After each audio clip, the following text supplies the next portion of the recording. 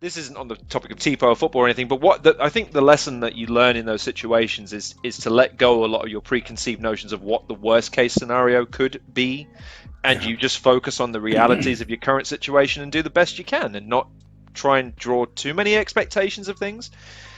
But then we are in, our fandom of football kind of dictates that we're always, but maybe this is our season, maybe this is the one, and it's that almost that it's that classic Euro Millions bit where people look at Euro Millions numbers and they go, Euro Millions is up to 33 million, is it? It's not worth it. Me.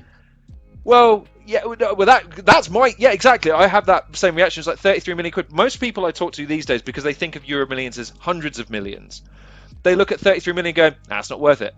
It's not what I'm sorry, 33 million pounds isn't enough to change your life and your children's lives forever. How much is enough? This is always a legitimate question I ask people. It's always, do you know what? If you ever want to test the measure of a person, I find this a fascinating question. How much money is enough? Like, if you won 108 million pounds, how much is that before you stop thinking? Your first thought isn't, I wonder how much I could make with this 108 million. You have 108 million pounds. What the freaking hell are you going to spend that on? How much have you even spent in your entire life up until this point? In fact, if you put that 108 million pounds in the bank and you just lived off the interest and never touched the principal, how much would you have versus how much you've spent up until this point? I guarantee you it's more. So, like, is it enough to buy me a nice office chair? You know, a couple of new things for my cats, something for my wife. Is it enough to secure our home and, you know, education of children should we have them? You know, end the conversation. But you can't. But then here's the problem, though, Seb. You can't then foil wrap your Lamborghini, which you'll obviously buy with the 33 million pounds, in like a camo 3D Mario thing, so it looks good on a YouTube thumbnail.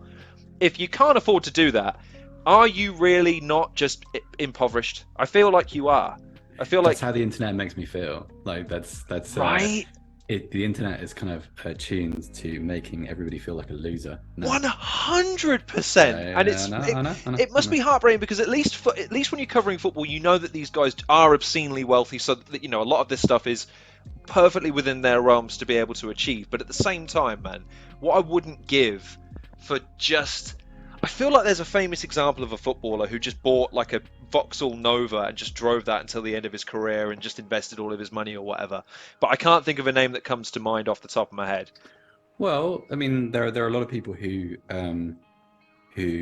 maybe not with the Vauxhall Nova, but who sort of vanished and who lived not necessarily humbly but quietly. And David Batty's a good example. Like, David Batty disappeared off the face of the earth. Really, I don't know what he does. I think he owns a farm or something now. But footballers aren't. I feel like a lot of footballers get a bad press. It's like we decided back in the 90s that to be a footballer was to, you know, fall out of China White at 3 a.m. every Saturday night. Yeah. And, you know, to punch people and to attack taxi drivers and that kind of stuff. And I mean, Sorry, very few remember that last part. This is why these were kind of 90s tabloid staples. Like, it was just something like a 90s footballer's checklist. Like, hang on, Jeff, I haven't attacked a taxi driver yet today, mate. Right, give me 5 minutes.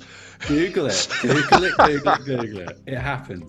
And this is the point. It's like, I think the way the game was covered back then conditioned us to look at footballers as this kind of, I'm not even sure what. There's still a little bit of that around too. Like, well, there's definitely an expectation of that because of the amount of wealth that they command and their youthful exuberance, their good looks, the position they're in, 100%. But you are right in the sense that, like, these are just, most of them are just young men just looking to make their way in the world and find themselves in unique circumstances.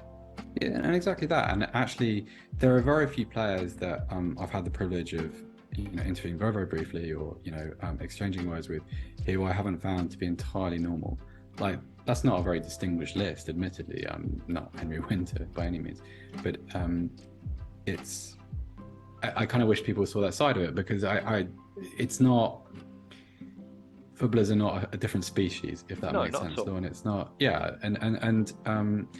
yeah, it's got to be very, very difficult. I think it's easy to focus on the benefits of the life that people like that lead, but if you think about, okay, so good contemporary example, if you think about the abuse that someone like Harry Maguire receives, or okay, so I was watching that All or Nothing Arsenal documentary a couple of days ago, and there's a bit in there with no spoilers, but people Go who've seen ahead, spoil it, go mental. No one's. Okay, if anyone in the comments wants to go after Seb for spoiler alert, you'll come through me first, and I won't be polite with my language. Go ahead.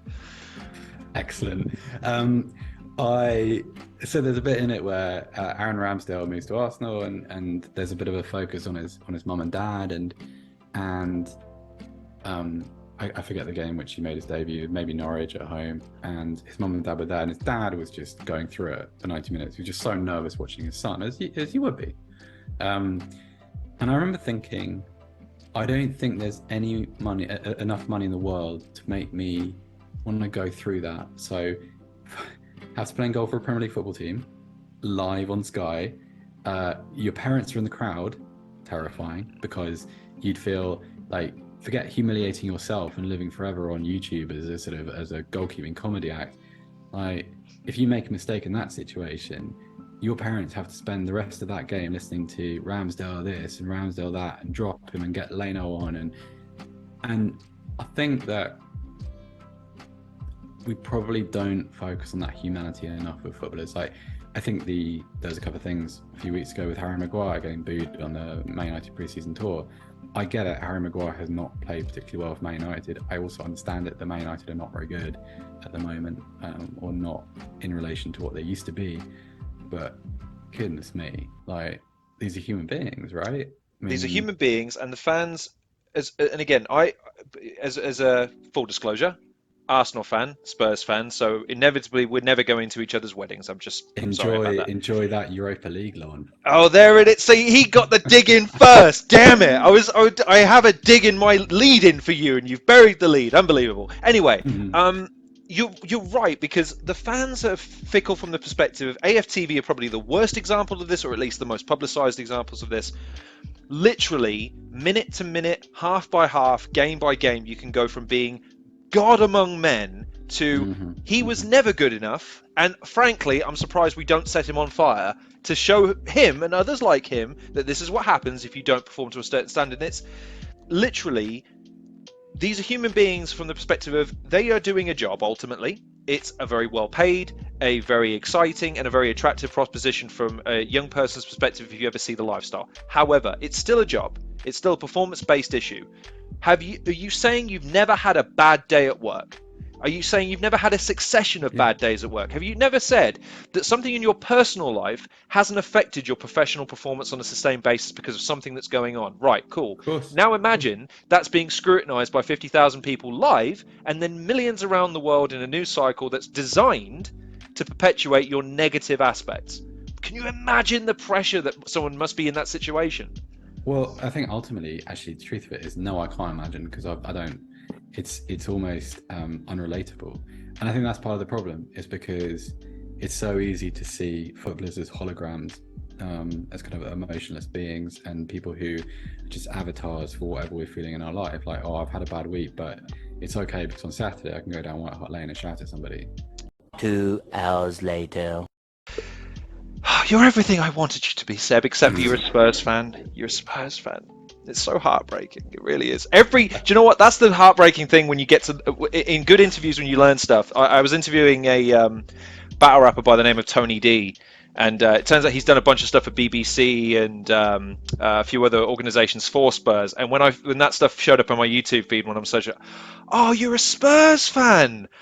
Yeah, Oh, I think he's been on the Fighting Cock podcast. Actually, I'm sure I've heard him on there. You are 100% right. Yes, and I'm remembering that right. Yeah, it turns out we had a good bit of football banter there, which was, again, I had to sideswipe him though. I kind of caught him off guard, like you caught me off guard, and I said, you've been successful, you've won titles and accolades. How do you reconcile that with being a Spurs fan? And it was, Uncle was not happy with me in that moment.